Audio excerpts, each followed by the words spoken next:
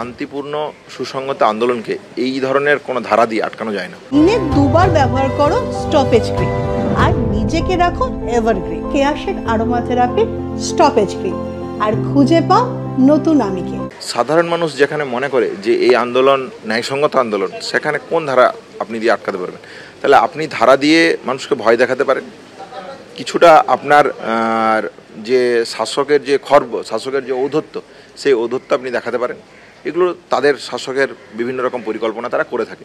আমরা আন্দোলনকারীদের কাছে বলতে চাই যে আমরা যেভাবে আন্দোলন চালিয়েছিলাম এতদিন ধরে শান্তিপূর্ণ সুসংগত উপায়ে, আমরা সেইভাবেই করব।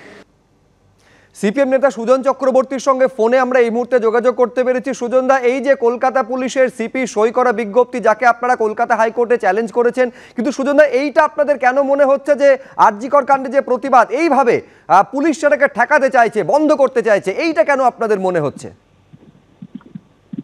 পুলিশ একেবারে মেরুদণ্ডহীন একটা ক্লিবে পরিণত হচ্ছে। ওই যে ডাক্তারি আমাদের আন্দোলনের ছেলেরা, আমি তো ওদের স্যালিউট জানাবো, যেভাবে শিরদাঁড়াটা নিয়ে হাজির করে বুঝিয়ে দিল যে যাদের শিরদাঁড়া নেই তারাই সমস্ত আধিকারিক হয়ে আইন বলবৎ করার মতন করে অসভ্যতা করছে, এটা বুঝিয়ে দিল। এরপরে ওদের কাণ্ডজ্ঞান হচ্ছে না।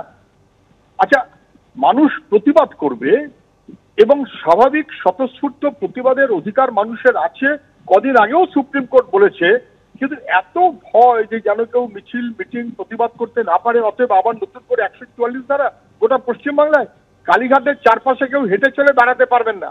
কেন? ওখানে রানী মা এবং রাজপুত্র থাকে। আপনি বিকাশ ভবন চত্বরে কিছু করতে পারবেন না। কেন? ওখানে এসএসসি বা ইত্যাদি ইত্যাদি দপ্তর যারা শিক্ষা দুর্নীতিতে যুক্ত, আপনি আরজিকরের চারপাশ কিছু করতে পারবেন না। আপনি ধর্মতলায় কোথাও কিছু করতে পারবেন না। কোনো প্রতিবাদ কেউ করতে পারবে না।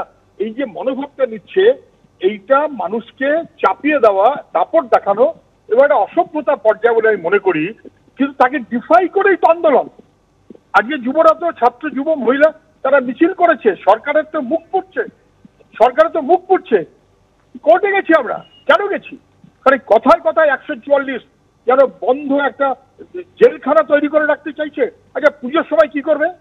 মানুষ বেরোবে না তো। অনেক ধন্যবাদ সুজন দা আমাদের সঙ্গে কথা বলার জন্য। সিপিএম নেতা সুজন চক্রবর্তীর সঙ্গে কথা বললাম। এই যে বিজ্ঞপ্তি আপনারা দেখতে পাচ্ছেন, যে বিজ্ঞপ্তির নিচে কলকাতার সিপি পুলিশ কমিশনারের সই রয়েছে, এই বিজ্ঞপ্তিকে কলকাতা হাইকোর্টে সিপিএম এর তরফে চ্যালেঞ্জ করা হয়েছে।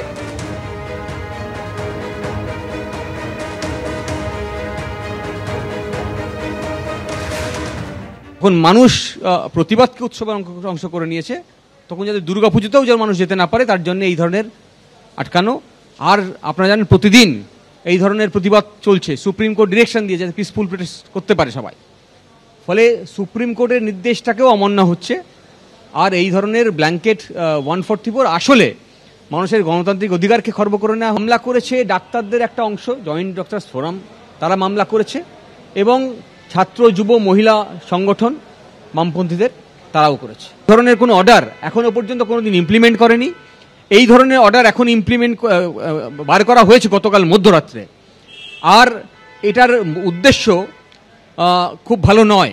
এটাই আমরা পুলিশের যে বিগত দিনের কন্ডাক্ট, তার থেকে আমরা বুঝতে পারি যে এই ধরনের একটা প্রহিবিটরি অর্ডার বার করা শুধুমাত্র গণতন্ত্রকে খর্ব করা নয়, আসলে একটা কুমতলব নিয়ে এই ধরনের অর্ডার বার করা হয়েছে, যাতে আগামী দিনে যারা গণতন্ত্রপ্রেমী মানুষ তাদেরকে ইমপ্লিকেট করা যায় ক্রিমিনাল কেসে।